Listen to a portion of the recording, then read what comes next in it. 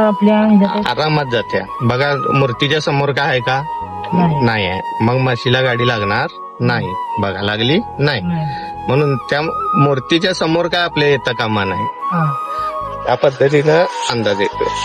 तर नमस्कार मित्रांनो, कोल्हापूर सिटीमध्ये गल्लीबोळातल्या रोडवर ट्रेनिंग चालू आहे. चौक आहे, तिथनं पुन्हा आपल्याला डाव्या साईडला जायचं. इंडिकेटर लावायचा, खालनं येणाऱ्या गाड्या चेक करायच्या.